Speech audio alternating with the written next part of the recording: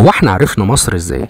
لا بجد، عرفنا مصر ازاي؟ عرفنا كل التفاصيل دي عن الملوك، عن الحروب، عن المعابد؟ احنا عرفنا كل ده من المصريين نفسهم. هم سابوا لنا سجل تاريخي محفور على الجدران، مكتوب في البرديات ومحفوظ على المعابد. ما كانوش بيكتبوا عشان نفسهم وبس، كانوا بيكتبوا عشان يوثقوا كل لحظة ويفكروا كل اللي هيجي بعدهم ان كان في حضارة هنا اسمها مصر. وعشان كده لما بنيجي نسأل احنا عرفنا منين ان الملك ده كان موجود، بنلاقي ان الرد احيانا بمناظر على جدران المعابد، واحيانا مكتوب على حجر من الاف السنين زي حجر رشيد، واحيانا تاني بيكون في مقبرة كاهن كان بيحب يدون كل حاجة حواليه، حتى اخبار البلاط الملكي، ايه اللي بيحصل جوه، الملك بيفكر في ايه، هل الملك هيقرر ده ولا لا، هل الملك هيعمل اجتماع ولا لا، وهكذا. واحد من اهم المصادر اللي بنرجع ليها كمان هو حجر باليرمو. الحجر ده عبارة عن لوح بازلت اسود متسجل عليه اسماء الملوك من اول الاسرة الاولى، مكتوب بالتفصيل مين الملك ده، قعد قد ايه، وحصل ايه في عهده، زي كتاب منقوش في الصخر. وغير الحجر ده كمان عندنا قائمة الكرنك، ودي كانت منقوشة على جدار في معبد الاله امون اللي موجود في الكرنك.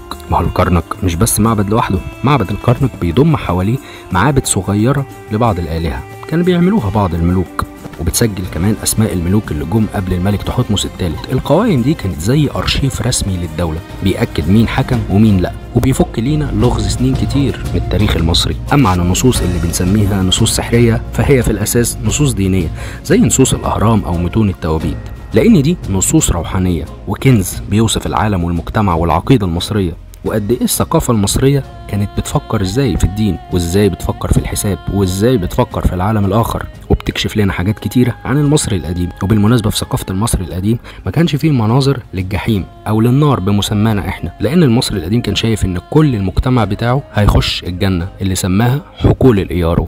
المصري القديم كان بيكتب مش بس بالقلم، لا ده كان بيكتب بالحجر وبالفرشة وبالحبر وبالرموز، وكان بيحط كل ده في المعابد والمقابر على الجدران، حرصا منه ان كل المجهود والثقافة اللي عاشها دي لازم تطلع للنور ولازم الناس تشوفها. عندنا كمان قائمة ابيدوس، ودي موجودة في معبد سيتي الاول، وبتعرض اسماء حوالي 70 ملك من بداية الاسرات، من اول الملك نارمر لحد سيتي الاول نفسه. اللي بيقراها كانه بيقرا شجرة العيلة بتاعة الملوك، مترتبة وموثقة وبتقول لنا بوضوح دي كانت سلالة الحكم وده تاريخنا، وحطيناه بخط ايدينا.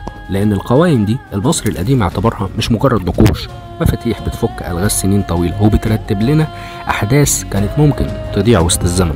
غير الكرنك وابيدوس عندنا قائمه سقاره اللي اتناقشت جوه مقبره كاهن اسمه تنري من عصر الملك رمسيس. القائمه دي فيها اسامي ملوك من الاسرات الاولى، وبرضه بتاكد لنا السلاله التاريخيه او التسلسل التاريخي، رغم ان في ملوك معينين ما اتكتبوش فيها، وده بيكون غالبا لاسباب دينيه او سياسيه، زي الناس اللي مياله لعبد الناصر والناس اللي مياله للملك فاروق، هكذا يعني. عندنا برديه تورين او قائمه تورين الملكيه.